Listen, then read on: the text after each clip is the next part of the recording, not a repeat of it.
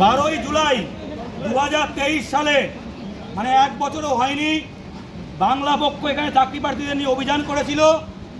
প্রথমবার অভিযান করেছিল যে সিএপিএফ নিয়োগ এসএসসি জিডি মানে জেনারেল ডিউটির মাধ্যমে আধা সেনায় যে নিয়োগ হয়, সেখানে প্রতিটা রাজ্যের কোটা আছে, বাংলার রাজ্য কোটা আছে।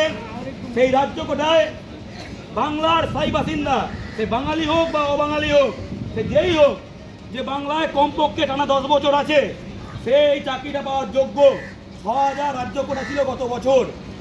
কিন্তু যারা বাংলায় একদিনও থাকেনি, বিহার ইউপিতে উচ্চ মাধ্যমিক দিয়েছে, টাকা পয়সা দিয়ে ডোমিসাইল সংগ্রহ করে বা ডোমিসাইল ফটোশপে এডিট করে দুরকমই করেছে, তারা চলে এসেছে বাংলা রাজ্য করার চাকরি বিহার ইউপি থেকে এসে দখল করেছিল। সিআরপিএফ সেই লিস্ট প্রকাশ করেছে বাংলা পক্ষের আন্দোলনের ফলে। এসএসসি জিডি 2022-এ 6000 রাজ্য করা ছিল, সেখানে 3627 জন সাসপেক্টেড বহিরাগত। 3627 জন 2022-এ 6000-এর মধ্যে 60% বিহার ইউপির ক্রিমিনাল, যারা রাষ্ট্রীয় নিরাপত্তার সঙ্গে যুক্ত, তারা কাগজ জাল করে চাকরি পেয়েছে। এটা আমরা বলছি না, সিআরপিএফ এর নোডাল এজেন্সি তারা বলছে। এবং 2021-এ 2-3000 করেছিল 1874 জন সাসপেক্টেড ফেক ডোমিসাইল। এটা রিভেরিফিকেশন হবে। অনেকের চাকরি ইতিমধ্যে বাতিল হয়েছে, অনেককে ক্যাম্প থেকে বের করে দেওয়া হয়েছে ট্রেনিংয়ের পরে। এটা বাংলা পক্ষ এবং বাঙালি চাকরি প্রার্থীদের বিরাট জয়।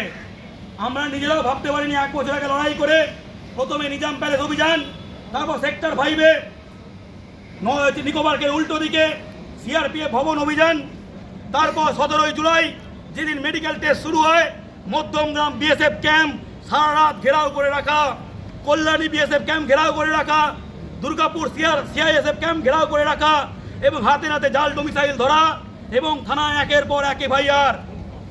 এবং জাল ডোমিসাইল যেহেতু দেয় এসডিওরা, তাই প্রতিটা এসডিও অফিস, মূলত ব্যারাকপুর এসডিও অফিস যেখান থেকে বেশিরভাগ ফেক ডোমিসাইল বেরিয়েছে, সেখানে অভিযান।